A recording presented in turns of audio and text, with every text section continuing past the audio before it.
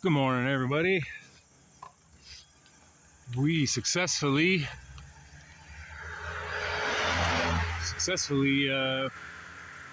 camped the church last night. We did get noticed, but I don't think anybody cared. Nobody came down and talked to me. A couple of cars as they were driving out kind of stopped and looked over at me and then just kept going. And we had a peaceful night's sleep. I was a little worried that maybe because nobody came down and talked to me that I had maybe someone called the cops, but nobody came and knocked on the tent and anything. But we're here on this rural route 1295 heading for Kirksville, Kentucky. And man, this is a beautiful rural road. A little hilly, but not too bad. It's just absolutely beautiful out here.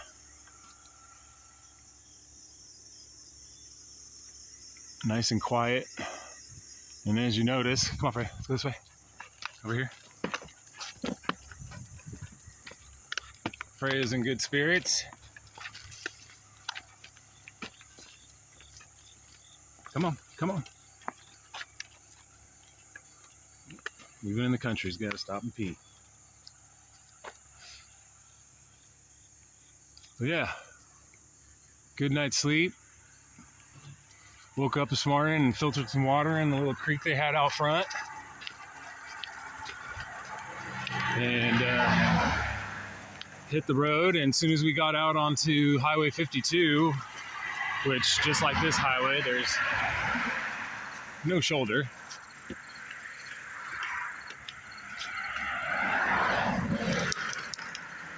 Frey's got to do her little back scratch, back flop. I call it the grass flop. She's a grass flopper. Oh, Frey, are you a grass flopper? Yeah. Yes, you are. And she likes to flop over on her back and just wiggle, wiggle, wiggle, wiggle, scratching her back. I meant to bathe her in the creek last night, but when those cars all started pulling in to do their evening service of some sort, I think it was like a kids program because there was a bunch of kids walking around the front of the church. We didn't want to make ourselves completely known, but when the group of kids came out and loaded up in their cars and they're leaving, I noticed a few of them looking over at where I was at and pointing and probably telling their dad or whoever they were with. There's somebody down there, got a tent up and everything.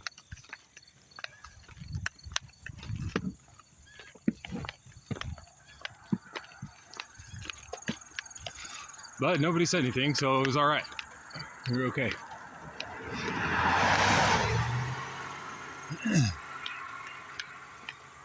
Yep. So I got enough update on the GoFundMe. I got enough to order my shoes. I'm waiting for it to transfer over to my bank account so I can get those ordered. I'm just going to have them sent to my mom's house, and my mom will have to general deliver them to a post office up ahead of me. I don't know which town yet. Depends on how quickly they get to my mom's, and then I'll let her know a location. I'm hoping it's not Bowling Green, because Bowling Green's kind of a big city, and having to stay and camp in a big city is going to be tough. But maybe I'll get them sent a little bit before Bowling Green. That way I'll pick them up. Because, yeah,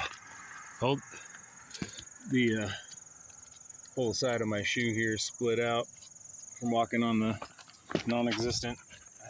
Sorry, guys. Freyja wrapped around me. Come on, Freyja, out front, out front, out front. And I see a water tower way off into the distance. I don't know if you guys can see it, but that might be Kirksville.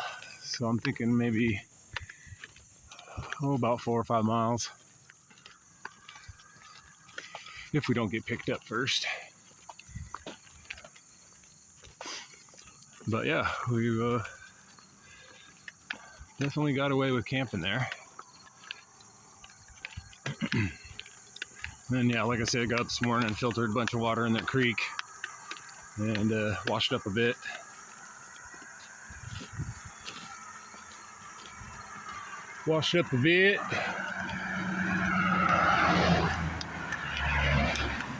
Love these rural back roads.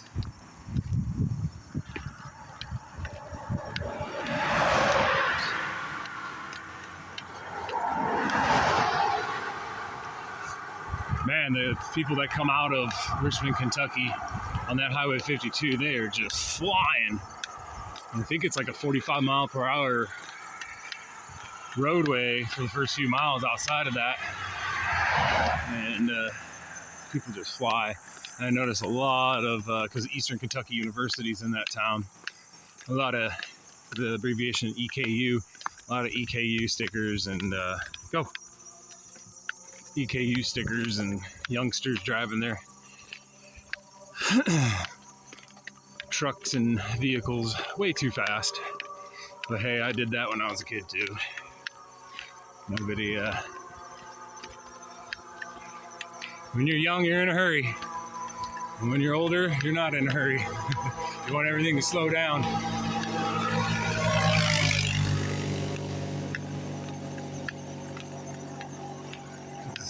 I tell you what, man, from waiting to turn 21, man, it took forever when I was young.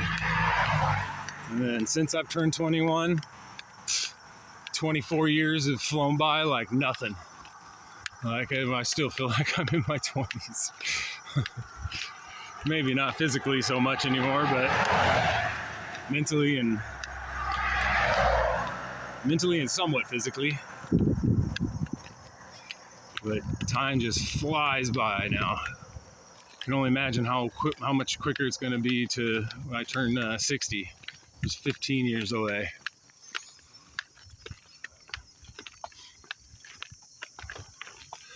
But yeah,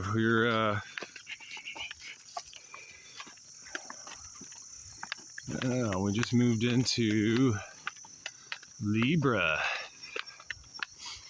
We are heading for the equinox here coming up.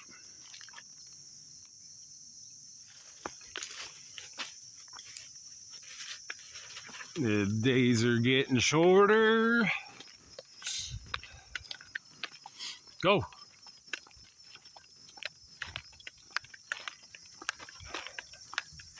Frey likes to stop right in front of me, and I have her on a short leash because I don't want her wandering out in the road too far when she likes to turn around and hop and bark.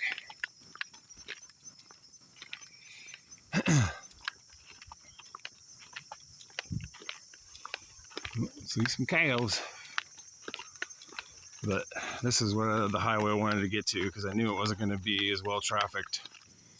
And it'll be kind of quiet, especially in this early morning.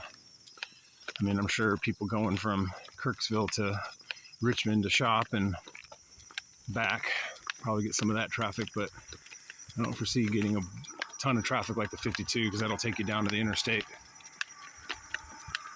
But we're just moving along.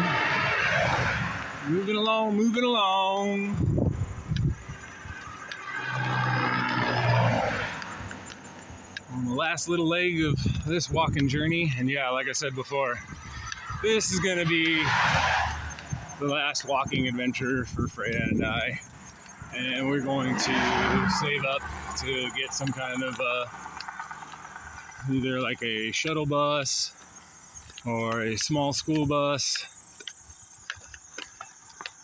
and we will do the south, but we're going to do the south via vehicle.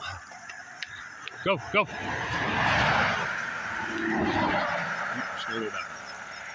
All right, go potty. Hurry up. Hello, cows.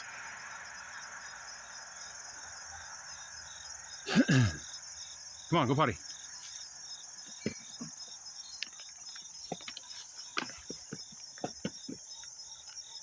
Go potty. Come on. You pulled me over to stop. Hope you're not just wanting to sniff.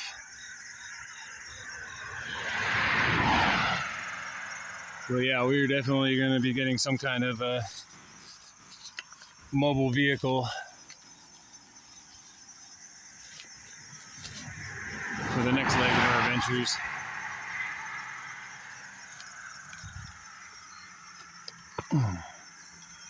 But yeah, Freyja and I have, I don't know if I've ever talked about this on a video. Go, Freyja. Go, go, go, go, go, go. Walk, walk, walk. Quit turning around and stopping.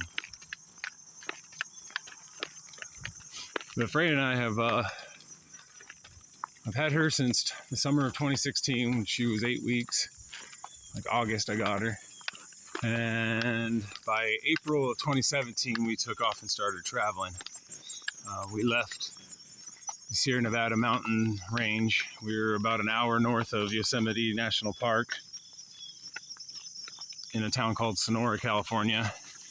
We hiked over into the Sierra Nevada mountains into Lake Tahoe, and then down into the Reno, and then we traveled up the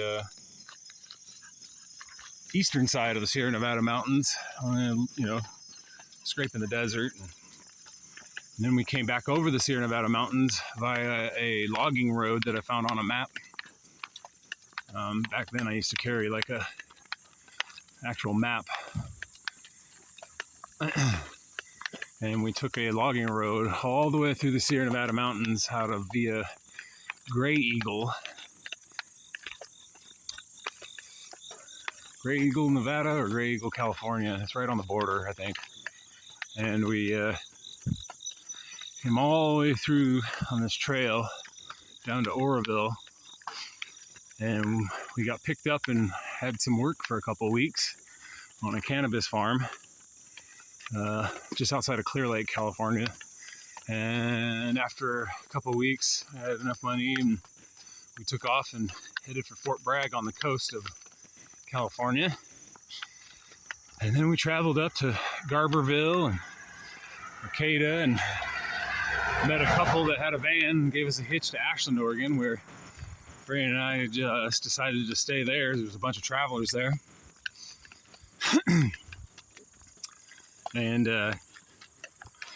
we waited around for work until September.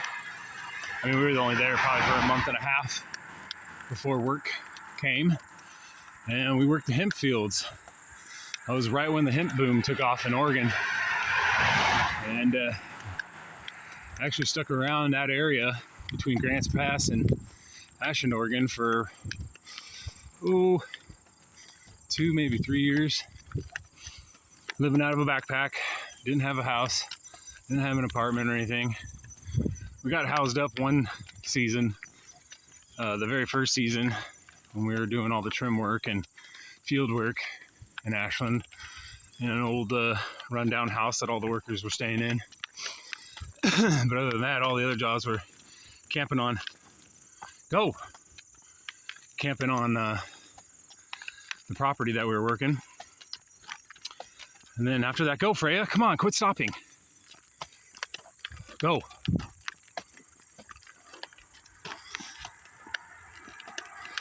And yeah, we were there till into 2019. And then all the rumors of COVID started coming out. And at first it was just, another bird flu, influenza, swine flu, didn't take it serious at all. I really didn't take it serious through the whole thing. But we took off, Freyja and I, and hiked the entire, 2/3 of the Oregon coast during the whole first wave. And sorry, I'm going uphill. I'm kind of winded by talking. And we had full Oregon beaches to ourselves. I mean, there was nobody out there. No cops stopping, no tourists really. The only tourists we really saw were the ones that just pulled over real quick off the side of Highway 1 and just looked at the vistas and stuff like that. But we were tramping all the way down into the beaches and climbing back out. Climbing back out of them. They're like quarter-mile trails that go up and down. But man, you saw some of the most beautiful scenery down there. They had this one area where they call the giant snails. Go. Go, go. The giant snails, and they're just these giant rock formations that look like snail shells. And then all kinds of cool arch formations and stuff off the coast. And well, getting single supplies when we go to the stores, that was getting really tough. Everybody was panic buying everything. So top ramens and other like canned goods and single rolls of toilet paper and all that stuff. All this, you know, the restaurants closing and fast food joints kind of closing. And yeah, it was starting to become somewhat serious for that kind of stuff. And so when we got to about, we got almost to Florence, and we're hearing rumors that they might be shutting state borders down and stuff like that. So we turned around and headed back down to California. Well, then after the first wave was over, I think I can't remember if it was August or July of 2020, we took off and headed south and went through Southern California, Arizona, parts of New Mexico, and then up to the Four Corners of Colorado, Utah, Nevada. Or I'm sorry, Colorado,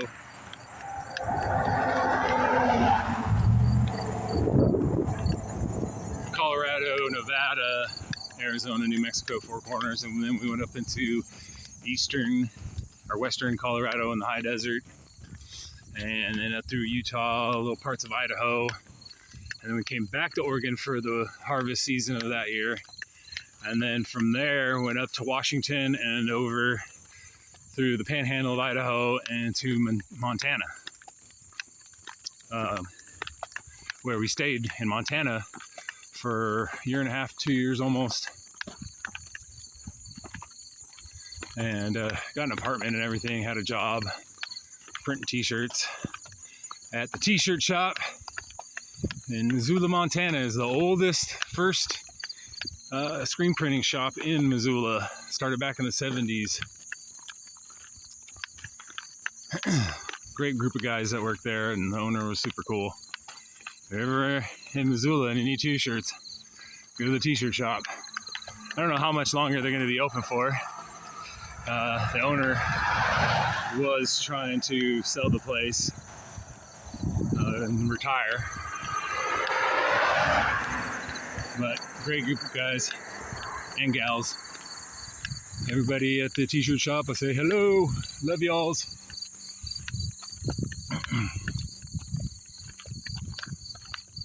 And then from there, friends of ours that we travel with in Oregon, my buddy Cookie and his wife Naomi, and their little 4-year-old, little Mikey, they decided to move from Oregon to Auburn, Maine. So they came up to Missoula, Montana on their way out and picked me up and packed some of my stuff up, and we came out to Auburn, Maine with them in the middle of winter of 2022, and yeah, I stayed out there and visited with them and hung out, and tried to make Auburn, Maine work. Tried to find jobs and stuff. But the house that we were at and where we were located was just in no vehicle. It was really tough, and I really didn't like Auburn, Maine. I tried even going down to Portland and getting some work, but even down there, it was just, I don't know, I didn't like it. So fast forward to the spring of,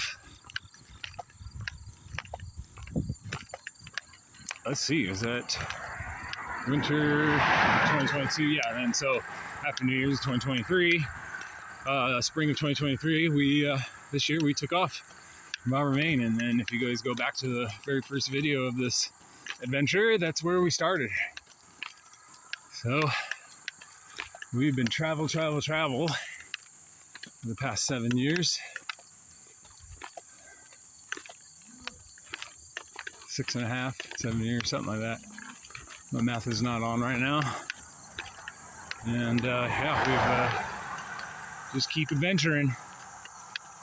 That's my thing, man. I didn't want to sit around wait till I was 60 to retire and do this. I wouldn't physically be able to do this. So the trade I'm in, I've been doing printing for 25 years. I can go back to that at any age. It's not a very laborious, intense job at all. So I want to get out here and live before I die. Which, growing up, my parents moved around so much that I'm so used to traveling and moving and never had a stable home at all growing up. My dad was one of those guys that just couldn't get along with people, so he'd quit or get fired, and we'd move to another area and get another place, a new school. I think I went to 13 different elementary schools when I added it all up at one time. So all I know is move. My grandma was a rambler too. She'd go back and forth from Minnesota, California, over here, over there. So I like to say I got my grandma's rambling spirit in me.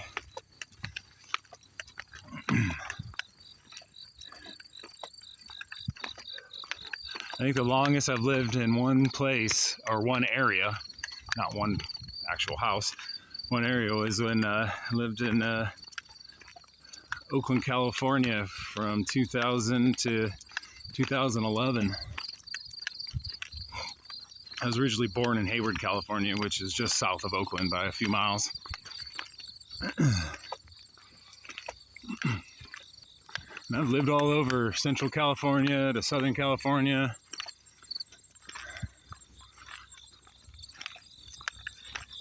And yeah, if you guys ever go to California, go to the Sierra Nevada mountains.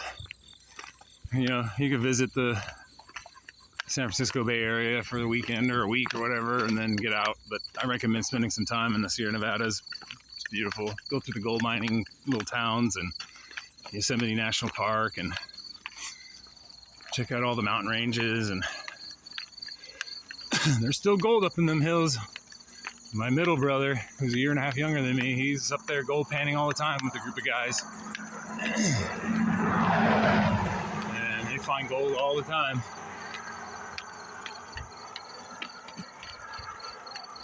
But yeah, that's our little history. I'm gonna cut this off, save some battery, and try to hitch a ride. All right, guys.